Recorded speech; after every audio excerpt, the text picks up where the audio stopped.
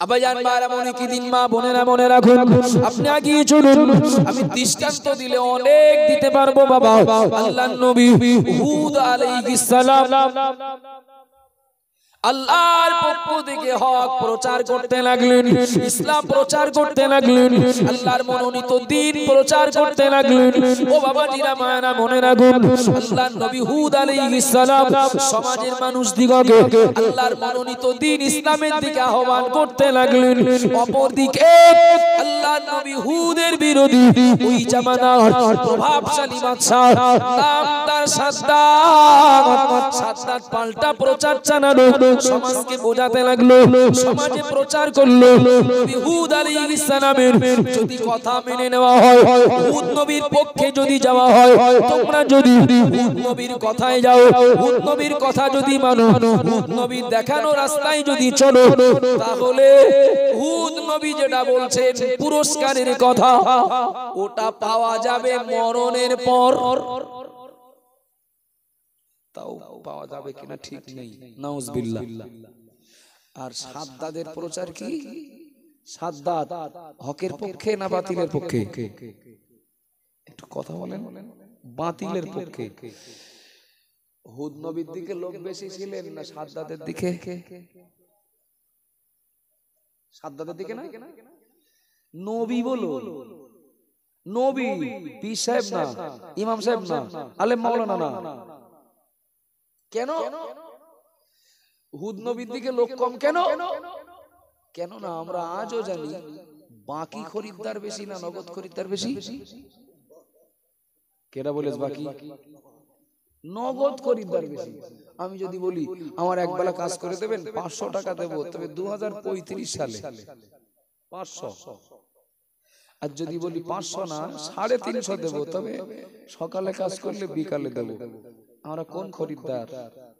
নগদে 350 না বাকিতে 2035 সালে টাকা নেব? নগদ 350 না, আরো 10 টাকা কম হলো আজকেই দিতে হবে। আবাজান মারা মনে রাখুন, মা বোনেরা মনে রাখুন, নবী হুদ আলাইহিস সালামের প্রচার, ইসলামটাকে মেনে নাও, আল্লাহ এক এটা মেনে নাও, আমি আল্লাহর নবী এটা মেনে নাও, তাহলে পরকালে জান্নাত পাবে। হকের পক্ষে হুদ নবীর পক্ষে লোক সংখ্যা কম, মনে রেখে দিন। অপরদিকে বাতিলের নেতৃত্ব দিচ্ছে সাদ্দাত, তার অফার আমার দলে আসলে, আমার কথা শুনলে, আমার সঙ্গ দিলে নগদে জান্নাত, বাকি চলবে না, নগদ জান্নাত। ও বাবাজিরা মায়েরা মনে রাখুন, সাদ্দাত লুটপাট করে পরের হক নষ্ট করে, এমন কি নারীদের, অসহায় মা বোনেদের হাতের কানের নাকের গলার এগুলোকেও লোক দিয়ে ছিনিয়ে নিয়ে বানালো নকল জান্নাত।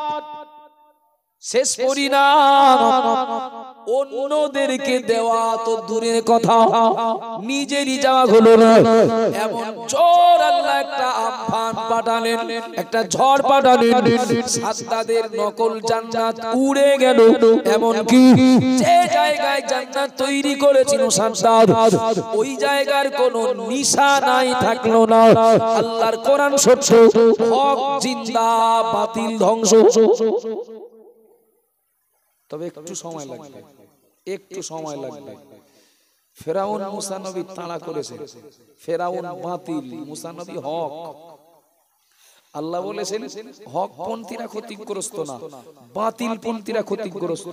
কিন্তু প্রথম অবস্থায় বাতিল হকে তাড়াবে, একটু সহ্য করতে হবে। কিছু বোঝা যাচ্ছে নাকি? সামনে এসব কথা লক্ষণ কাটি লোকের কাছে নতুন না বলা, আমি শুধু কয়েক মিনিট কিছু বলবো, অগোছালো আনরেডি অবস্থায় যা বলছি সময়ের সাথে কিছুটা মেলবে মনে হয়। সামনে নদী, পিছনে শত্রু। ফেরাউন মনে করলে এক দেখা দেখবো। আল্লাহর ওয়াদা, আল্লাহর ওয়াদা, ওয়াতাওয়াসাউ বিল হক। এদিকে আরেকটা বলেছি, অকুল জা আল হক ওয়া জাহাকাল বাতিল। মূল কথা একই। আল্লাহ নদীর পানি দুই সাইডে দাঁড় করিয়ে দিলেন, হক বাঁচিয়ে দিলেন, আর সেই পথেই তো ফেরাউন ও তার সঙ্গীরা হাবুডুবু খেয়ে মরল, বাতিল ধ্বংস হলো। কথা বলেন না বাবা। আব্বা জান বারা মনে কি দিন কথা পারবো না আমি, এটাই বিশ্বাস করি। শুধু বিশ্বাসের মজবুতির জন্য দুটো দৃষ্টান্ত দিয়েছি। মূল কথা হলো আল্লাহর কোরআন সত্য। মহান আল্লাহ বললেন মনুষ্য জাতি ক্ষতির মধ্যে নিমজ্জিত, কিন্তু না না ইল্লাল্লাযীনা আমানু, আমি আল্লাহ বলছি ওরা কখনোই ক্ষতিগ্রস্ত নয় যারা ঈমানদার। ও বাবাজিরা বায়ারা মনে রাখুন, যদি মনে করি আল্লাহর ঘোষণা অনুযায়ী ক্ষতির হাত থেকে আমি আমাকে বাঁচাবো, তাহলে এক নম্বরে আমাকে এই গুণটা অর্জন করতে হবে। গুণটা হলো আমাকে ঈমানদার হতে হবে। ঈমানদারকে না না না শুধুমাত্র লা ইলাহা ইল্লাল্লাহ মুহাম্মাদুর রাসূলুল্লাহ এই কথা মুখে যারা বলে তারা ঈমানদার না, বরং মনে রাখুন হাদিস শরীফের অন্য জায়গায় পাওয়া যায় ইকরারুর বিল লিসানি ওয়া তাসদীকু বিল জিনান ওয়া আমালু বিআরকান আও কামা ক্বালা আলাইহিস সালাম। আল্লাহ নবী বললেন প্রকৃত ঈমানদার সেই ব্যক্তি যে ব্যক্তির ভিতরে এই তিনটে গুণ থাকবে, অর্থাৎ যে ব্যক্তি ইকরারুর বিল লিসান জবানে স্বীকার করবেন আল্লাহ এক, মুহাম্মাদুর রাসূলুল্লাহ আল্লাহর প্রেরিত নবী। দ্বিতীয় নম্বরে ওয়া তাসদীকু বিল জিনান অন্তর দিয়ে ওই কথাটাই বিশ্বাস করবেন, ও আমালু বিআরকান এবং কাজে পরিণত করবেন। যে ব্যক্তিটা আল্লাহ এক, মুহাম্মাদুর রাসূলুল্লাহ আল্লাহর নবী এই কথা মুখে বলবেন, অন্তরে বিশ্বাস করবেন, আর এই কথার উপরে কাজ করবেন, এই তিনের সমন্বয়ে একজন মানুষের ঈমান পাকবে। কথা ঠিক না বলবো? আচ্ছা, আল্লাহ এক, মুহাম্মাদুর রাসূলুল্লাহ আল্লাহর প্রেরিত নবী, আমাদের এই দাবিটা মুখের না অন্তরের? একটু কথা বলেন বাবা। প্রশ্নটা কঠিন বলো বিরাট না? মুখের না অন্তরের? আচ্ছা, মুখের না অন্তরের এর বোঝার একটা পরীক্ষা আছে। কি পরীক্ষা বলেন দিন? এক নাম্বার গুণ, ক্ষতিগ্রস্তদের অন্তর্ভুক্ত না হতে চাইলে এক নাম্বার গুণ অর্জন করতে হবে, ঈমানদার হতে হবে। তো ঈমানদার সেই ব্যক্তি যে ব্যক্তি মুখে বলে আল্লাহ এক, মুহাম্মাদুর রাসূলুল্লাহ আল্লাহর নবী, অন্তরে এই কথাটাই বিশ্বাস করে আর এই কথার উপরে সে নিজেকে কায়েম রাখে। এখন আমি যে বলছি আল্লাহ এক, মুহাম্মাদুর রাসূলুল্লাহ আল্লাহর নবী, এটা মুখের না অন্তরের? প্রমাণ দেবে কিসে?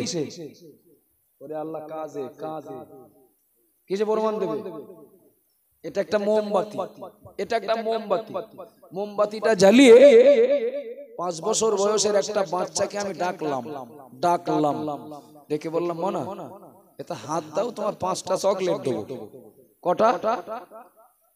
কটা? আমার উপর কি পুরনো রাগটা আছে আপনাদের নাকি বলেন?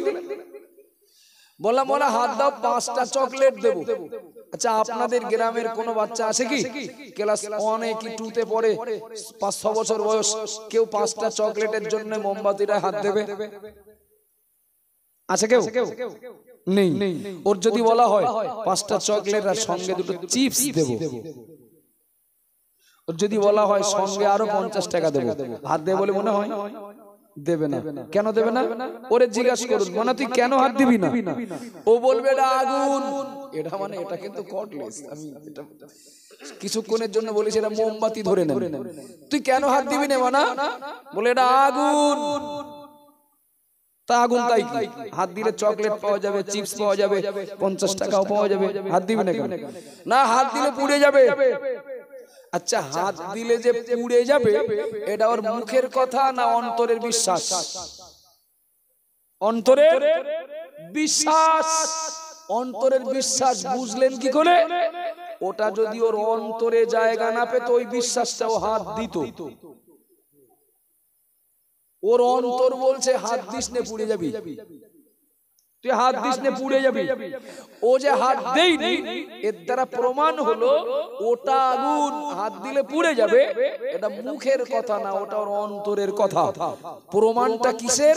কাজের। কাজটা কি? ও হাত দেয়নি। আল্লাহ এক, এটা যদি মুখের না হয়ে অন্তরের কথা হয়, আল্লাহ আমার মালিক, এটা মুখের কথা না হয়ে যদি অন্তরের কথা হয়, তাহলে আল্লাহ মালিক হলে আমি তার গোলাম। ভুল বলছি নাকি? আল্লাহ মালিক হলে, যদি আল্লাহ মালিক এটা অন্তরের কথা হয়, তাহলে এটাই তো দাঁড়ালো আমি গোলাম। তাহলে আমি যে নিজেকে গোলাম বলে স্বীকার করলাম, এটা মুখে না অন্তরে? প্রমাণ দেবে কাজে। গোলাম চলবে মালিকের কথা মতো। ভুল হচ্ছে নাকি আমার? গোলাম চলবে মালিকের কথা মতো। আর যদি দেখা যায় মালিক বলেছেন ডাইনে যেতে, গোলাম যাচ্ছে বাঁয়ে, তাহলে বুঝতে হবে আল্লাহ মালিক কথাটা অন্তরের না মুখের। আর মুখের মানে লোকটার এখনো ঈমান কাঁচা। কথা ঠিক না ভুল বাবা? মুহাম্মাদুর রাসূলুল্লাহ, এ কথার মর্ম এটাই। এ কথা বললাম মানে আমি এটাই স্বীকার করলাম তিনি নেতা, আমি তার অনুসারী। কথাটা মুখের না অন্তরের? প্রমাণ দেবে কাজে। যদি অন্তরের হয় তাহলে নেতার নেতৃত্ব আমি মানব। আর যদি নেতার নেতৃত্ব না মেনে চলি আমি ইচ্ছা মতো, তাহলে এটাই প্রমাণ হবে মুহাম্মাদুর রাসূলুল্লাহকে নেতা বলেছি মুখে, অন্তরে নয়।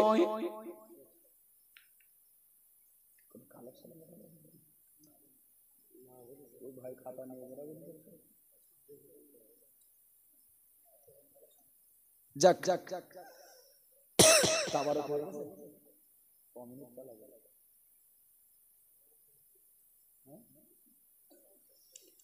আচ্ছা আমি আর মিনিট 10 কথা বলছি, তারপরে দোয়া সবরে সানির দিকে এগিয়ে যাব। চলেন খুব সঠিক, খুব সংক্ষেপেই বলছি। তাহলে ঈমানদার সেই ব্যক্তি যে ব্যক্তি, আরো আসে কিন্তু ঈমানের শাখা, আল্লাহর প্রতি ঈমান আনা, ফেরেশতাদের প্রতি, আসমানি কিতাবের প্রতি, নবী রাসূলদের প্রতি, এগুলো সবই মূল কথার মধ্যে ঢুকে আসে। তাই আমি সময়ের অভাবে আলাদা করে বলছি না। তাহলে এক নম্বরে ক্ষতিগ্রস্তদের অন্তর্ভুক্ত হওয়া থেকে নিজেকে আলাদা করতে গেলে তাকে ঈমানদার হতে হবে। আব্বাজান বারা মনে রাখুন, মা বোনেরা মনে রাখুন, দ্বিতীয় নম্বরে আল্লাহ বললেন ওয়ামিলুস সালিহাত, ও বান্দা ও বান্দি, শুধু ঈমান শেষ কথা নয়, শুধু ঈমান এনেছি বললেই হবে না, শুধু ঈমান আনলেই হবে না, ঈমান আনার পর নেক আমল করবে। যে ধরে নিতে পারি ঈমান হলো গাছ, আমল হলো তার ফল। ও বাবা জিরা মানা মনে রাখুন, ফলবিহীন গাছ অসম্পূর্ণ, আবার গাছবিহীন ফল হতেই পারে না। কত অমুসলমান আছেন দেখবেন, সভা শুনতে আসেন, কত অমুসলমান আছে দেখবেন ইফতার মজলিসে বসে, কত অমুসলমান আছে দেখবেন দাড়ি রেখেছেন, কত অমুসলমান আছে দেখবেন ওরা ওই পাঞ্জাবি পরে, কত অমুসলমান আছে দেখবেন মাঝে মধ্যে সময় সুযোগে টুপি মাথাও দেয়, আর ভোটের সময় বেশি দেখা দেয়। কথা ঠিক না ভুল? এখন টুপি মাথায় দেওয়া বলি, মুখে দাড়ি রাখা বলি, আর পাঞ্জাবি পরা বলি, সভা শুনতে আসা বলি, আর ইফতার মজলিসে বসা বলি, এগুলো তো ফল। গাছই যদি না থাকে তাই ফল দাঁড়াবে কোন জায়গায়? অর্থাৎ ঈমান যদি না থাকে, এই কাজগুলো, এই ফলগুলো বলা যেতে পারে অকেজ বা অযৌক্তিক। চলেন, শুধু ঈমান এনেছি বলে শেষ না। কিছু মানুষ আছে লক্ষণ কাটি গ্রাম বাদ দিয়ে, কিছু মানুষ আছে দেখবেন ওরা চায়ের দোকানে ঠ্যাঙের উপর ঠ্যাং তুলে দিয়ে বলে নামাজ পড়ি না তাই ঈমান ঠিক আছে, নামাজ পড়ি না তাই ঈমান ঠিক আছে, রোজা রাখি না তাই ওই ইমাম সাহেবের থেকে আমার ঈমান পাকা, গান বাজনা শুনি তাই ও আমাদের হাজী সাহেবের থেকে আমার মন ভালো আছে। কিছু লোক আছে না নেই? আছে না কিছু লোক আছে। আচ্ছা বাবা, কেউ যদি বলে জামা কাপড় পরি না তাই আমি ঠিক আছি, আমি ন্যাংটো না, আমি লুঙ্গি পায়জামা প্যান্ট পরিনি তাই কি আমি কিন্তু ন্যাংটো না। আচ্ছা জামা কাপড় পরিনি তার ন্যাংটো না কি? তার ন্যাংটো বললে খারাপ লাগলে উলঙ্গ বলতে হবে।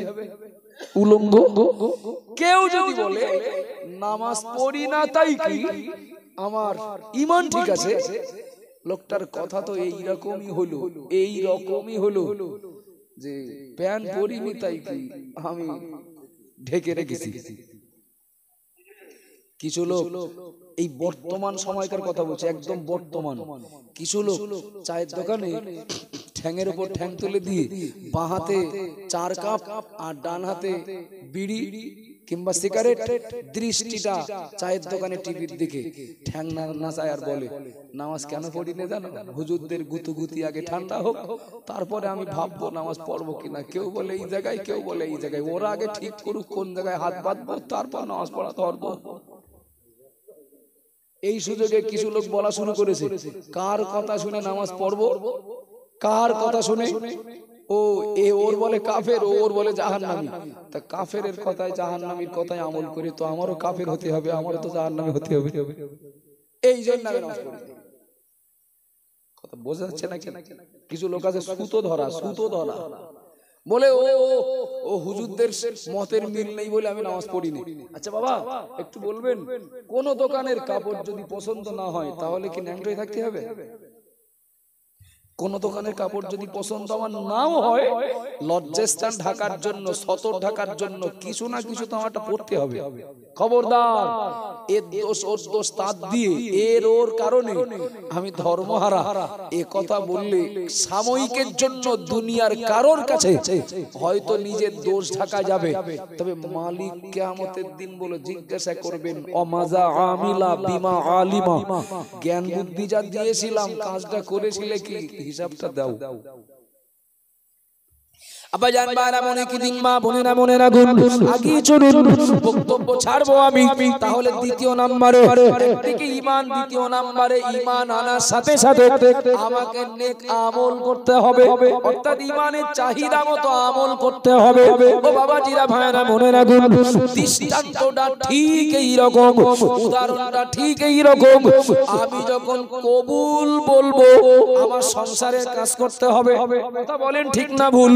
আমি যখন কবুল বলে কাউকে স্ত্রী বলে বরণ করব, তার শাড়ি দিতে হবে, তার জামা কাপড় দিতে হবে, তার ডাক্তার বাড়ি নিয়ে যেতে হবে, তার খেতে দিতে হবে, তার কোনো প্রয়োজন হলে আমার মেটাতে হবে। কোন মেয়ে যদি কাউকে স্বামী বলে কবুল বলে স্বামী বলে গ্রহণ করে, ও মেয়েটার ডিউটি, ও মেয়েটার আমল শুরু হয়ে গেল। রান্না করতে হবে, ঘর ঝাড়ু দিতে হবে, জামা কাপড় পরিষ্কার করতে হবে, গোয়াল ঘর পরিষ্কার করতে হবে, শ্বশুর শাশুড়ির খেদমত করতে হবে। কবুলটা হলো ঈমান, সংসারের কাজগুলো হলো আমল। কেউ যদি বলে শুধু কবুল বলবো সংসারের কাজ করব না, সংসার বলো টেকবে না। ঈমানের চাহিদা মতো আমল। 3 নম্বরে ওয়াতাওয়াসাউ বিল হক, হাজারো বাধা বিপত্তি ঝঞ্ঝাট ঝামেলা প্রতিকূল পরিস্থিতিকে সবকিছুকে উপেক্ষা করে ন্যায় ও সত্যের উপরে প্রতিষ্ঠিত থাকতে হবে। অর্থাৎ যারা হকপন্থী তারা ক্ষতিগ্রস্ত না, ওরা ক্ষতির থেকে বেঁচে যাবে। মসজিদে আগামী মাস 2-2.5 পর রমজান মাস। এখন যে লোকটা ইফতার দিচ্ছেন ওই লোকটা ইফতার গ্রামের লোক জানে কতটা হালাল, কতটা নেওয়া যাবে।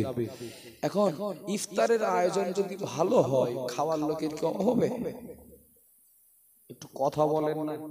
ইফতারের আয়োজন যদি ভালো হয় খাওয়ার লোকের অভাব, কিন্তু সেই লোকটা ইফতার দিচ্ছেন 2 মাস আগে লটারিতে 2 লাখ টাকা পেয়েছেন তিনি, আর নিয়াত করেই নিয়েছিলেন 2 লাখ টাকা তো 20 টাকায় লটারি কেটে পেয়েছি, 30,000 টাকা আমি রোজাদারদের পিছনে খরচ করব। এখন 30,000 টাকার আয়োজন মানে আয়োজন ভালোই হবে। ইমাম সাহেব, হাজি সাহেব আর মুয়াজ্জিন সাহেব আর সঙ্গে আর 2 জন, এই 5 জন লোক না ওই লোকের ইফতার খাননি, আর বাকি 45 জন খেয়েছে। আচ্ছা, বাকি 45 বাকি এই 5টা লোক খাননি কেন? হারাম খাওয়া যাবে না, বা হারাম খাদ্যে ইফতার করা যাবে না, মানে লোকগুলো হকপন্থী। একটু কথা বলেন, লোকগুলো ঠিক আছেন, লোকগুলোর সিদ্ধান্ত সঠিক, আর বাকি 45 জন খেলেন, তার মানে ওরা, আমি ধরে নিচ্ছি ভুল করলেন। আচ্ছা, ঝড় 45 জনের উপরে আসবে না 5 জনের উপরে আসবে? মন না জানো কে বলে সবার উপরে আসবে? এই তুই ঠিক বলেছিস।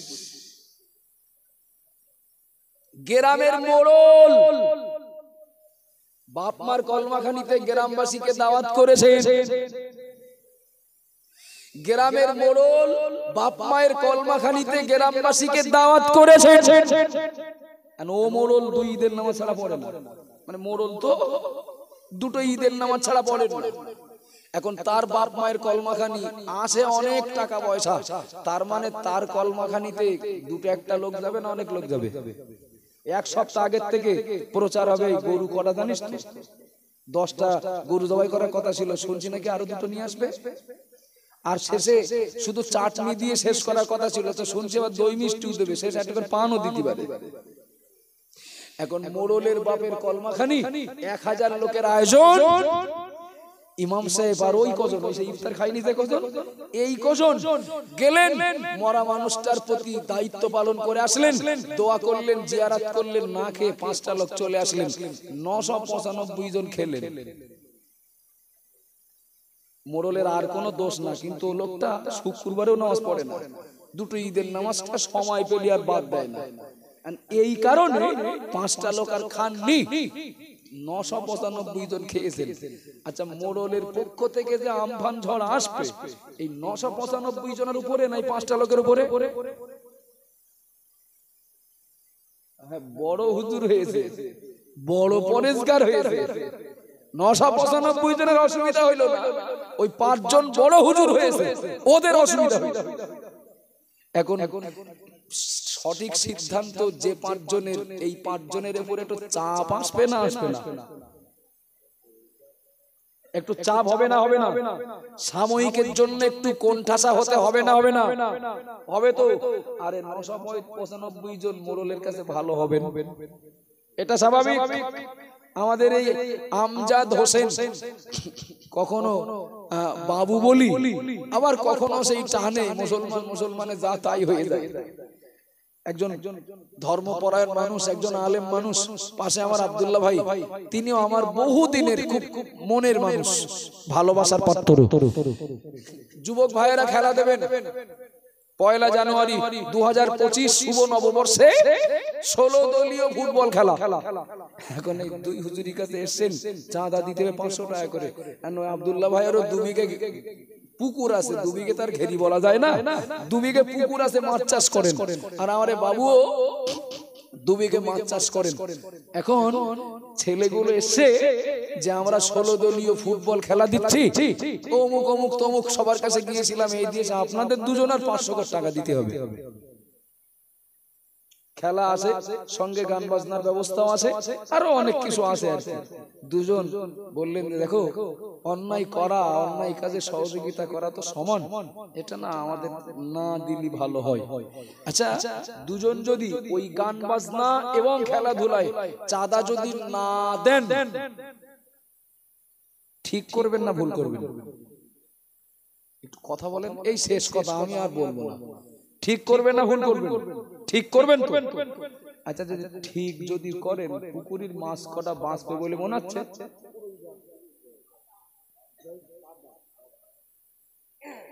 বড় হুজুর হয়েছে, ঠিক আছে, 500 দিলে বড় বিপদ থেকে 500 টাকা দেননি, ঠিক আছে, সোজা দোকানে যাবে, মেডিসিনের দোকানে কি সারের দোকানে, প্রয়োজনের দোকানে যাবে, 200-400 ফাইল কিনে কারোর একটা বললো যাই কাজটা তুই করে আয়।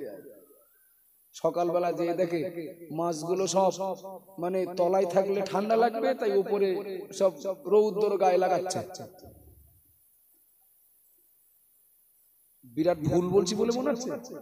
হকপন্থীরা আল্লাহ বললেন হকপন্থীরা ক্ষতিগ্রস্ত না, কিন্তু বাস্তবে বলে এই চোখে দেখি উল্টো উল্টো। তবে আল্লাহর চূড়ান্ত সিদ্ধান্ত বলেছি প্রথমে না বলো শেষে। কথা বলেন ঠিক না ভুল? প্রথম দল এ দল ও দলকে 5টা গোল দিল, মনে করলাম এরা জিতে গেছে ওরা হেরে গেছে, কিন্তু ওইটাই বলো চূড়ান্ত জয় না। চূড়ান্ত জয় সময় শেষ হওয়ার আগ পর্যন্ত, শেষ ফাইনালে দেখা গেল ওরা 6টা গোল দিয়েছে এদের। যাক ছাড়েন। একদিকে অস্বস্তিকর পরিবেশ, দুটো কথা বলতে গেলে আপনাদেরও ব্রেন মস্তিষ্ক স্থিতিশীল প্রয়োজন, আর আমিও বলবো পরিস্থিতি স্বাভাবিক হলে আরেকটু গুছিয়ে বলা যেত। তো যদি পুকুরে তেল দেওয়ার আশঙ্কা থাকে, যদি আমার গাছগুলোর গোড়া কেটে দেওয়ার আশঙ্কাও থাকে, এরপরেও হকপন্থী মানুষ যারা, তারা অন্যায়ের কাছে আপোষ করবে না। কথা বলেন ঠিক না ভুল? ইমাম সাহেব তার জায়গায় মজবুত থাকবেন, সেক্রেটারি সুদখোর, সভাপতির স্ত্রী মহিলা সমিতির সভানেত্রী, যদি এর বিরুদ্ধে বলি তো আমার কালকে থেকে হয়তো মসজিদে লাইফ টাইম ছুটি দেবে। ইমাম সাহেব পরোয়া করবে না, ইমাম সাহেব তার ডিউটি পালন করে যাবেন। স্টেজের বক্তা যদি হকপন্থী হন, কে দাউদ করবে না করবে ও ভাববে না, তার ডিউটি সে পালন করে যাবে। যদি হয় আল্লাহর কথা চূড়ান্ত, এই মানুষটা চরম ক্ষতি, জাহান্নাম থেকে বেঁচে যাবেন। সুবহানাল্লাহ বলেন, একটু মুহাব্বতে বলেন না সুবহানাল্লাহ। অথবা সবিসব, যারা ধৈর্যশীল ওরা ক্ষতিগ্রস্ত নন। বাস্তবে এর বহু দৃষ্টান্ত, বহু প্রমাণ দেওয়া যায়। ধৈর্য ধারণকারীরা তারা ক্ষতির হাত থেকে বেঁচে গেছেন, তারা ধৈর্য ধারণকারীরা ক্ষতির হাত থেকে রক্ষা পেয়েছেন। এর বহু প্রমাণ, বহু দৃষ্টান্ত দেওয়া যায়।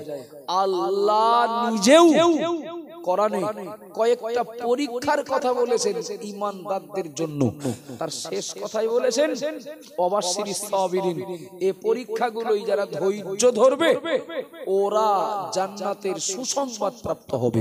একটু জোরে বলুন না সুবহানাল্লাহ। এক নম্বরে বলেছেন ওয়ালা নাবলুওয়ান্নাকুম বিশাইইম মিনাল খাউফি ওয়াল জুই ওয়া নাকসিম মিনাল আমওয়াল ওয়াল আনফুসি ওয়াস সামারাত। ও বাবাজিরা মায়েরা মনে রাখুন, আল্লাহ এক নম্বরে বললেন আমি আল্লাহ ভয় দিয়ে পরীক্ষা নেব, ক্ষুধা দিয়ে পরীক্ষা নেব, মালের ক্ষতি করে দিয়ে পরীক্ষা নেব। আমি আল্লাহ ঈমানদারদের ভিতরে ওদেরকে সন্তান মেরে দিয়ে পরীক্ষা নেব, ফসলের ক্ষতি করে দিয়ে পরীক্ষা নেব। ঈমানদারদের উপরে ঝড়গুলো আসবে পরীক্ষা, যারা ধৈর্য ধরবে তারা সুসংবাদ প্রাপ্ত। একটু সুবহানাল্লাহ বলেন। যতটুকু বললাম একদম শুরু থেকে, মুফতি সাহেব হুজুর থেকে শুরু করে, আমার আগে আপনার রাকিব সাহেব থেকে শুরু করে, রজব আলী সাহেব আমার বড় ভাইয়ের মতো, তিনি থেকে শুরু করে, আর শেষ বেলায় আমি যা বললাম এই কটা কথাও আপনারা বলার সুযোগ দেবেন বলে আমার বিশ্বাস হয়নি। তাও দেখতে দেখতে মানে 1 ঘন্টা ছুঁই আলহামদুলিল্লাহ, 1 মিনিট সময় আমি ফাঁকি দেইনি, চেষ্টা করেছি আমাদের উপকারে আসে এমন কিছু কথা বলার জন্য। নবী বলেছেন আদ-দুনিয়াউ সিজনুন লিল মুমিনিন ওয়া জান্নাতুল লিল কাফিরিন। ঈমানদারদের জন্য এই হাদিসটা প্রতি পদে পদে মনে রাখার দরকার। নবী বলেছেন মুমিনের জন্য দুনিয়াটা জেলখানা, মুমিনের জন্য দুনিয়াটা জেলখানা, মানে প্রতিনিয়ত ঘাগুতো খাবে, সোজা কথা। আর কাফেরের জন্য দুনিয়াটা হলো জান্নাত, ওদের কোনো সমস্যা নেই, ওদের কোনো বাধা মুসিবত, ওদের জন্য কোনো বিপদ, ওদের জন্য কোনো হয়রানি, ওদের জন্য কোনো আক্রমণ, কোনো অত্যাচার, দুনিয়াটা ওদের জন্য জান্নাত। যদি মনে করি আমি মুমিন, কি মুমিন হওয়ার গুণ জোগাড় করব, বিশ্বাস করুন বাবা, দুনিয়াতে প্রতিনিয়ত আপনাকে বহুমুখী সমস্যার সম্মুখীন হতে হবে। তবে বহুমুখী সমস্যার সম্মুখীন হওয়াতে মনে মনে তৃপ্তি পেতে হবে, মনে হয় আমার ঈমান মজবুত আছে। একটু সুবহানাল্লাহ বলেন, একটু সুবহানাল্লাহ বলেন। যার ঘরে মাল থাকে ডাকাত বলো তার বাড়ি বলো, চুরি তার বাড়ি বলো হয়, যার ঘর শূন্য তার বাড়ি বলো চোর ডাকাত যায় না। যার যত বেশি ঈমান পাকা, যার যত বেশি আমল বেশি, যার যত বেশি তাকওয়া পরহেজগারিতা বেশি, এই মানুষটা তো মানে ঘর ভর্তি মালের মতো। চোর ডাকাত সব সময় গুতবে, সব সময় থাকবে। আর বর্তমান আমি অমুসলমান পাড়ার কথা বলছি না বাবা, আমি মুসলমান পাড়ার কথা বলছি, মুসলিম পাড়ার কথা বলছি, আমি অন্য জায়গার না, আপনার গ্রামের কথা বলছি, আমার গ্রামের কথা বলছি। আমাদের গ্রাম, আমাদের মহল্লার অবস্থা সেম যেন এরকম। আমি কারো কাছ থেকে শুনে বলছি না, আমার একদম আমার যেটা এই ছোট্ট ব্রেনে ভেবে দেখেছি আমি সেটাই বলছি। পাড়ার অবস্থা ঠিক এইরকম বাবা। এক হাঁড়িতে 95টা কই মাছ, আর তার মধ্যে যদি 5টা চ্যাং মাছ ছেড়ে দেওয়া হয়, চ্যাং মাছের গুতোই কই মাছগুলো বাঁচবে বলে মনে হচ্ছে। এমন কি আমি কি বলছিলাম বলুন? হ্যাঁ, কই মাছের গুতোই চ্যাং মাছ মরবে?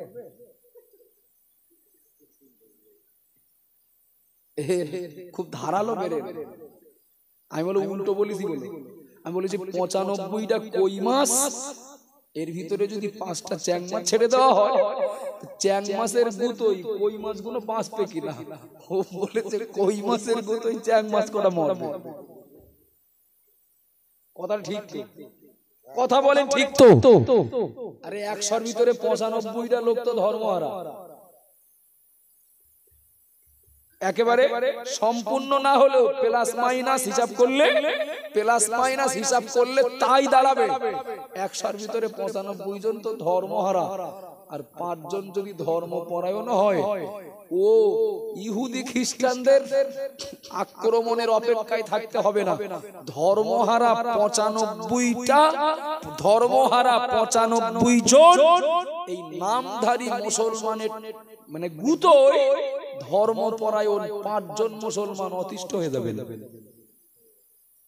100 মা বোনের ভিতরে 5 জন মা বোন যদি একটু পর্দা করে ঘোমটা টেনে যদি গ্রামে চলেন, আর বাকি 95 জন যদি হন মডার্ন, এ 5 জন ওড়না পরা, পর্দা করা, বোরকা পরা মা বোনকে আক্রমণ করতে ইহুদি খ্রিস্টান লাগবে না। ওই ধর্মহারা এবং বেপর্দায় চলা মুসলমান ঘরের 95 জন কই মাছের মতো মা বোন যথেষ্ট। 100-র ভিতরে 5 জন মানুষ যদি হালাল খান, 95 জন যদি হারামখোর হন, ওই 95 জন মানুষ কই মাছের ভূমিকা পালন করে এই 5টা মানুষের বেঁচে থাকা কষ্টকর করে দেবেন। ওয়াল আসরি ইন্নাল ইনসানা লাফি খুসর ইল্লাল্লাযীনা আমানু ওয়া আমিলুস সালিহাতি ওয়া তাওয়াসাউ বিল হাক্কি ওয়া তাওয়াসাউ বিস সাবর। قال رسول الله صلى الله عليه وسلم الدنيا سجن للمؤمنين وجنة للكافرين أو كما قال عليه السلام। সম্মানীয় আজকে সভার সভাপতি সাহেব, আমন্ত্রিত ওলামায়ে কেরাম হুজুরগণ সম্মুখে বসে আছেন, মাইকের আওয়াজে আছেন, দিন দরদি নবী প্রেমিক আল্লাহওয়ালা বাপ ভাইরা, পর্দার আড়ালে মাইকের আওয়াজে অবস্থিতা স্নেহময়ী মমতাময়ী মা ও বোনেরা, আল্লাহ শুকরিয়া আদায় করছি, প্রিয় নবীর প্রতি অসংখ্য দরুদ ও সালাম জানিয়ে পরিস্থিতির উপরে যতটুকু সম্ভব কিছু কথা আলোচনা করে দোয়ার দিকে এগিয়ে যাব ইনশাআল্লাহ। বাবু, আমরা কোরআনের সব হুকুম হয়তো মানতে পারি না, কোরআনের সব বিধান হয়তো আমরা মানতে পারি না, তবে বিশ্বাসটা করি কোরআনের প্রত্যেকটা উক্তি সত্য। কথা বলেন ঠিক না ভুল? তাই সুসংবাদ হোক আর দুঃসংবাদ হোক, আর সেগুলো আমাদের পক্ষে আসুক আর বিপক্ষে যাক, বিশ্বাসটা করি কোরআন শুধু সত্য বললে অসম্পূর্ণ বলা হবে, সত্য এবং সন্দেহ মুক্ত। একটু বললেন না সুবহানাল্লাহ। আচ্ছা, বৃষ্টির জন্য কি আপনাদের মন খারাপ হয়ে যাচ্ছে নাকি? মানে ইসরায়েলের মোকাবেলায় ফিলিস্তিনি সৈন্যদের যা অবস্থা ছিল, তার তুলনায় এ সভা শ্রোতাদের কি আরো বেশি অবস্থা খারাপ নাকি? তা কি জানি। মনুষ্য জাতি ক্ষতির মধ্যে নিমজ্জিত, সেম অনুবাদটাই বললাম। সময়ের কসম, মনুষ্য জাতি ক্ষতির মধ্যে নিমজ্জিত, চারটে গুণের মানুষ ব্যতীত। একটু সুবহানাল্লাহ বলেন, একটু মহব্বত করে বলেন না সুবহানাল্লাহ। আল্লাহ বললেন মনুষ্য জাতি ক্ষতির মধ্যে নিমজ্জিত, কিন্তু চারটে গুণের মানুষ ব্যতীত। খুব সংক্ষেপেই ছোট করেই বলছি।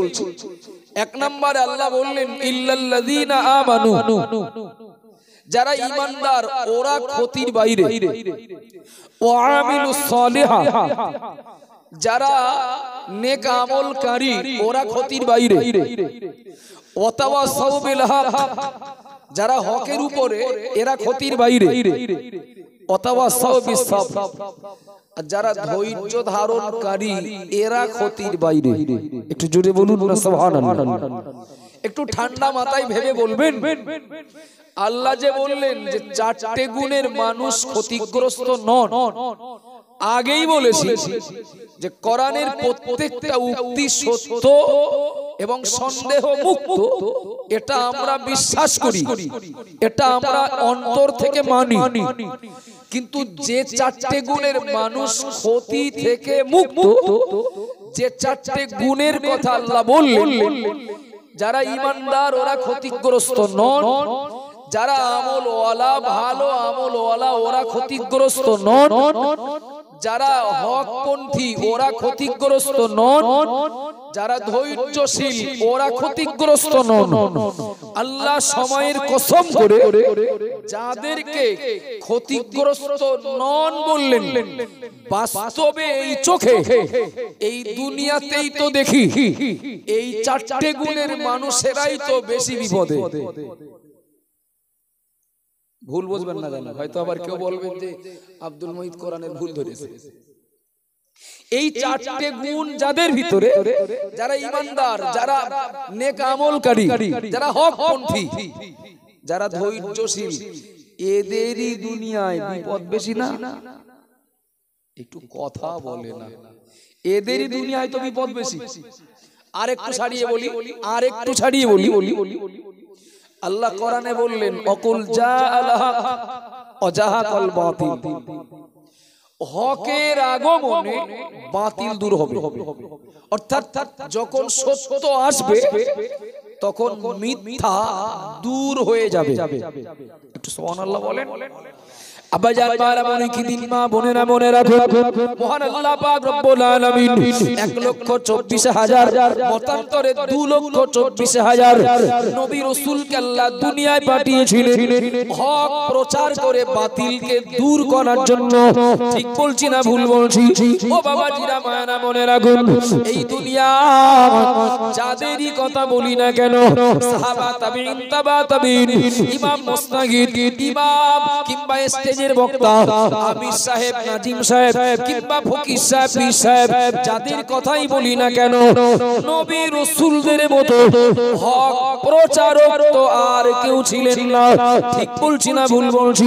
ও বাবাজিরা মায়েরা মনে রাখুন, নবী রাসূলদেরকে আল্লাহ দুনিয়ায় পাঠালেন হক প্রচার করার জন্য। আল্লাহ কোরআনে বলেছেন হক আসলে বাতিল দূর হবে, অন্ধকার আসলে আলো আসলে অন্ধকার দূর হবে। কিন্তু প্রত্যেকটি জামানায় দেখেছি, অর্থাৎ দেখেছি মানে প্রত্যেকটি জামানার খবর নিয়েছি, প্রত্যেকটি জামানায় বাতিল আগে হককে কোণঠাসা করেছিল, অন্ধকার আগে আলোকে কোণঠাসা করেছিল। কথা ঠিক না ভুল? অন্ধকার আলোকে তাড়িয়েছিল, বাতিল আলোকে তাড়া করেছিল। কিন্তু আল্লাহর কোরআন তো সত্য, আল্লাহর ওয়াদা তো সত্য, আল্লাহর প্রতিশ্রুতি তো সত্য। প্রথম অবস্থায় বাতিল হককে কোণঠাসা করার চেষ্টা করলেও শেষ পরিণামে হক জিন্দা, বাতিল কোণঠাসা। একটু সুবহানাল্লাহ বলেন, একটু খুশি হয়ে বলেন না সুবহানাল্লাহ। চলেন, চারটে গুণের মানুষ যারা আল্লাহ বললেন এরা ক্ষতিগ্রস্ত না, কিন্তু বাস্তবে এই দুনিয়ায় যেটা দেখি এই গুণগুলো যাদের ভিতরে, তারাই সমাজে যেন কোণঠাসা বলি আর লাঞ্ছনা বঞ্চনার পাত্র বলি, আর তারাই সমাজে সবথেকে বেশি পরীক্ষার মুখোমুখি বলি। এই চার গুণের মানুষ। আর এর বাইরে যারা, তারা দেখেন মাথা উঁচু করে দাপটে রাজত্ব চালাচ্ছে।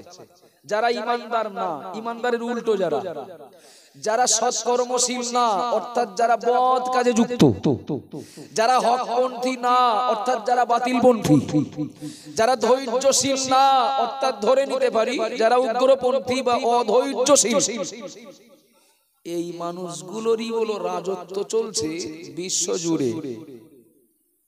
আর আল্লাহ যে গুণগুলোর ব্যাপারে বললেন যে এরা ক্ষতিগ্রস্ত না, সারা দুনিয়া জুড়ে এরাই কিন্তু কোণঠাসা হচ্ছে। তবে ইমানদার হিসাবে এ বিশ্বাস অন্তরে জায়গা দিতে হবে, প্রথম অবস্থাটা ফাইনাল না, শেষ অবস্থাটাই কিন্তু ফাইনাল।